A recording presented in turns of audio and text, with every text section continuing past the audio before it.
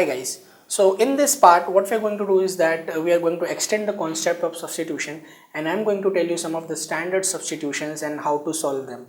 So wherever you see those standard forms and substitute that I am going to tell you, I am going to tell you for each and every standard form I am going to tell you a substitution. So substitute that thing always. Now again, practice at least 4 to 5 questions on each and every type of substitution so that you remember it. So if you encounter any such of the questions in exam, you don't have to think a lot, and because you remember it, you can apply it directly. So let's start with standard substitutions.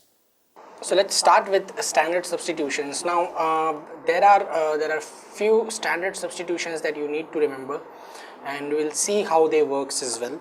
So the first standard substitution is, suppose if you encounter x square plus a square or square root of it. So if you encounter this expression or any this expression, a very good substitution will be putting x as a tan theta or a cot theta. Now why are we doing this is because if I put x is equals to a tan theta, what will happen? A will be come out, a square will come out, so 1 plus tan square theta will become sec square theta. What will happen here? It will become a outside, 1 plus tan square theta, so this will become sec square theta, and 1 sec can come out, so it will be like a sec theta, and then d by dx of a tan x will be again a d by dx of tan x is sec square x, okay, or sec cube x. Now what we can do here afterwards is that we can integrate sec cube theta by writing it as 1 plus tan square. So this was the first standard substitution. The next standard substitution that we have is that if you have x square minus a square or x square minus a square root, again we can put a sec theta and a cosec theta and the equation will transform. Similarly, if a square minus x square or square root of a square minus x square, we need to put a sin theta or a cos theta. You could have seen that the main aim in all these three major substitution is to eliminate the square root, okay, if you are encountering these things. So it's to eliminate the square root and to form a form which has its differential available. Again, if square root of a plus x or a minus x, put x as a cos theta. Now after putting x as a cos theta, your root will not be eliminated. But how I can eliminate? I can eliminate by breaking it into half angle. For example, if I write it a cos theta here, then what will happen? A will come out, and this will be 1 plus cos theta. Now I can break this into half angle form, and what I can write is that a of, because there is a 1 positive 1, so I am going to make a negative 1 by writing it 2 cos square theta by 2 minus 1. So minus 1 and plus 1 will cancel out, and only 2 cos square theta by 2 will remain, and in this way cos theta by 2 will come out of the root. Remember, you need to take out the variable. So here we were able to take out the variable by this method. Moving on, some more standard substitution. If you have x is equals to a x minus a or b minus x, then put x as a cos square theta plus b sin square theta. What will happen here is that one of the terms will be combined. One term will be combined here, because what I am going to write, because there is a, so a will be common, and I am going to write cos square theta minus 1, so that will be again a sin square. Similar thing will happen here. So one bracket will change sin to cos, one will change cos to sin. In this expression, square root of x square plus a square plus minus x, whatever is the expression in the bracket, we need to put it as t. Whatever is the expression in the bracket, what will happen if you put it in t, the same form will appear once again. After simplification, you can put it as dt. Again, if you have x plus a or x plus b to the power something, that is a fractional power, so what you can do is that you can try and accumulate the two linear equations in a p by q form, and if I put this thing as t, then this will be dt somewhere. So what I am doing is that I am making actually two brackets, one with the p by q form and other with the differential form. So again, we need to think that which bracket to combine with which one. Okay, that's the important part. So if I combine these two, this is dt. The last form is that, again, if you have 1 upon x plus a and x plus b, so what we need to do is that put x plus a in terms of x plus b. So that's again the same thing, that this will come down, okay, and our main aim is again try to make the p by q form like here and a differential. So it's again the same thing. Let's do a question on this, okay, it's the same thing that I've just explained you. So I have dx as x minus 3 divided by x plus 1, this is the question. Now I can clearly see that I can I can divide this by x plus 1 to make it a whole square. Look how what I'm trying to do. What I'm trying to say is that dx divided by, there is x minus 3 to the power 4 by 5. I am dividing by x plus 1 to the power 4 by 5. Okay, and then I have to multiply a 4 by 5 power here as well. So 4 by 5 plus 6 by 5 will become 10 by 5, that is 2. That means this one will become x plus 2 square integral dot dx. Now it's very easy. What I am going to do is that I am going to put x minus 3 divided by x plus 1 as t. So what will be dx? So dx will be x plus 1 times minus of x minus 3 divided by this will be x plus 1 whole square.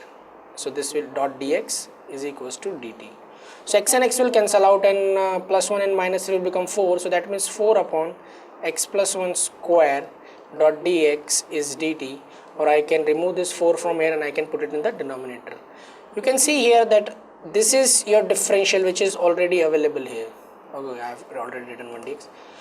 So this is your dx which is already available. So what I am going to write now is that dt divided by 4 to the power 4 into t to the power 4 by 5, because this whole is t. If I integrate this, then this will become 1 upon 4, which is a constant, will be outside.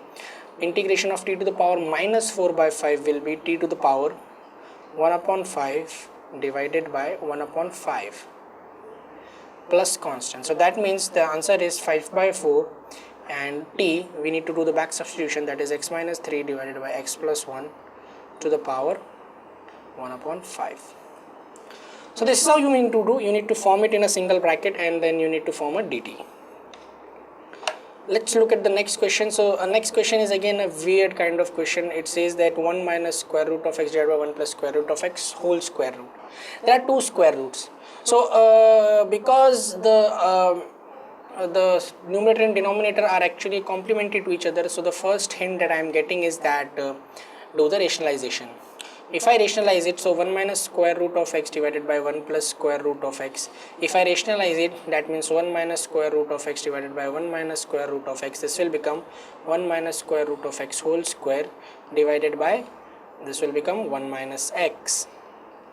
Now if I apply the root, then this will become 1 minus square root of x outside divided by square root of 1 minus x integral dot dx. A very easy thing that I could do is that I want this thing to be a partial fraction.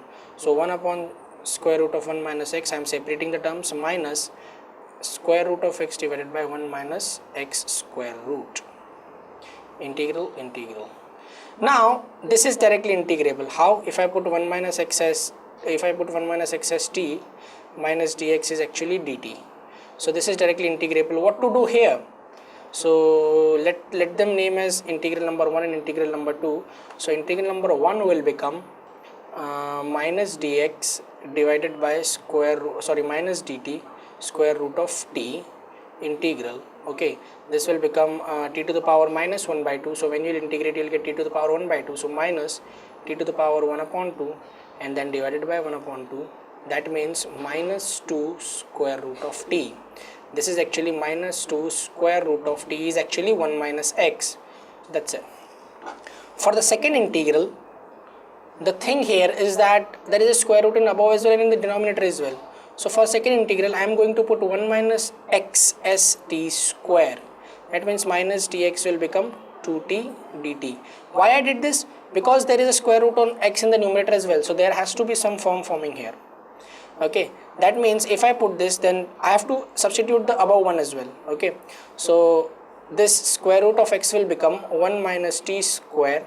Okay, and then 1 minus x will become t square, so it will come out of root and it will be t. Integral is there, and then minus dx, so this will become plus, minus dx will become 2t dot dt. So t and t will cancel out, so it's just the square root of 1 minus t square. Okay, now we know how to calculate this 1 minus t square. How? By putting t as sin theta or cos theta. So let's put t as cos theta, let's put t as sin theta. Okay, so dx with dt will be cos theta dot d theta. So if I substitute, so 1 minus sin square is again cos square, so cos theta, and then dt, so there will be 2 cos square theta dot d theta integration. Okay, how we are going to do this? I can write cos square theta as 1 plus cos 2 theta by 2 integral dot d theta. That means this is actually theta by 2 integral plus cos 2, integral of cos 2 theta is sin 2 theta, and there will be by 2, so this will become 4 and then plus constant. Now we have to do the back substitution. Okay, so this is our first integral. Now after doing back substitution, theta is actually sin inverse t, and t is here, t is square root of 1 minus x. So sin inverse square root of 1 minus x by 2, and then sin 2 theta I can write as plus sin inverse sin of twice into sin inverse theta is again square root of 1 minus x, and then this division is by 4, and plus this term, which is the first integral. So this complete is our answer. These three terms is our answer. Obviously there will be some manipulation that you can do by if you know the property of inverse functions, and we can solve them. So those were simple, aren't they? I have told you what you need to substitute, and when you substitute, the questions becomes very easy. But if you don't know this, then it may take you a minute or two to think those substitutions, and that you are losing a very precious time, a minute or two in the exam. So that is why I told you to solve the 5 questions and remember them. So do this exercise at home and try to remember them. Again, in the next part, we are going to increase the concept of substitutions, and we are going to study derived substitutions and substitutions after manipulation. Stay tuned.